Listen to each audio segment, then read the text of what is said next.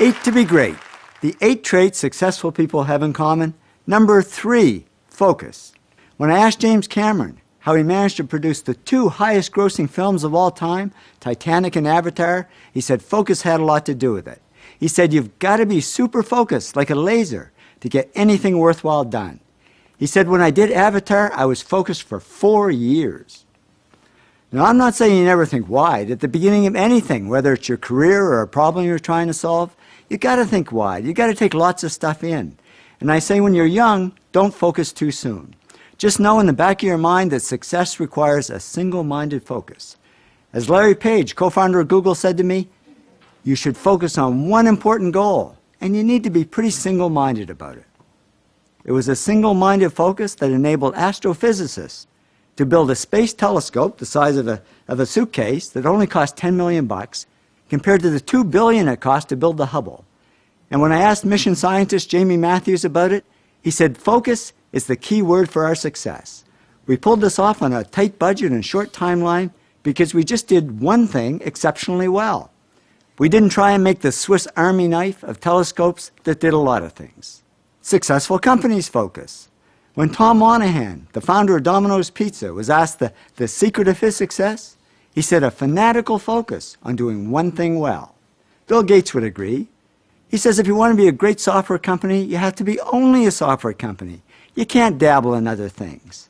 But many companies and people do dabble, and I was one of them. After 10 years in the workforce, I was dabbling in many different areas, and on the personal front, I was all over the map. So I was okay at a lot of things, but I wasn't great at any one thing. And when I looked at successful people, it was just the opposite. They're not great at everything. They're only great at one thing. Quincy Jones told me he can't even drive a car because he's focused his whole life on making great music, and that's what made him great. So I figured I had to focus and become an expert at something. So I cut out all the dabbling and focused only on photography. I became a successful advertising photographer, and I even won top awards in both photography and video. So I discovered focus really does pay off. In addition to long-term focus, there's also short-term concentration. Just being able to put our heads down and get something done right now.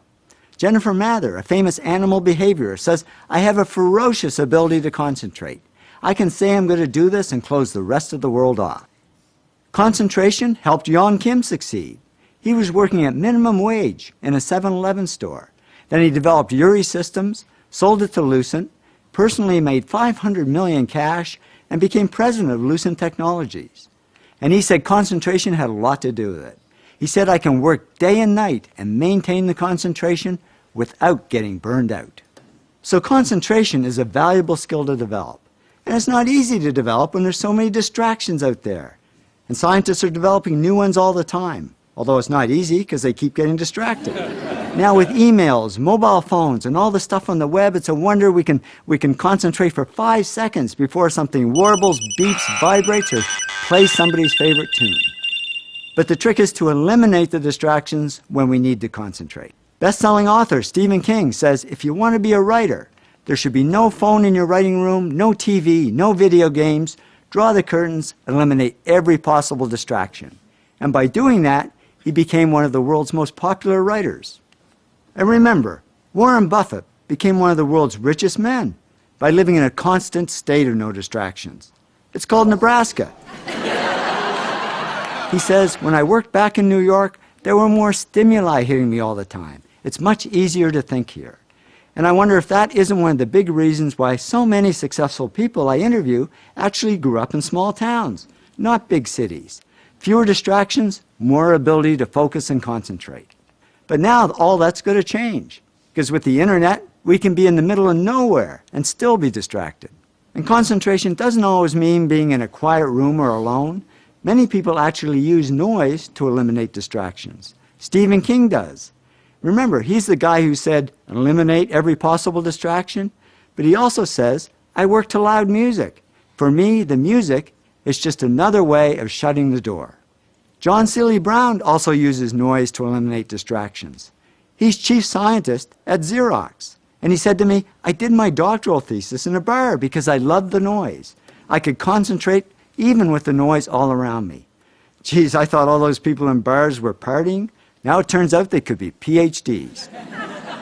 And learning how to concentrate is all about practice, practice, practice. Lindsay Sharp heads up 4 museums in London, and he said to me, it's very hard to concentrate, so you have to practice a lot. He said, I learned how to study in the middle of an airport.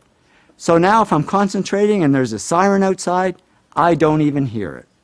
The bottom line, focus helps us succeed, whether it's long-term focus or short-term concentration.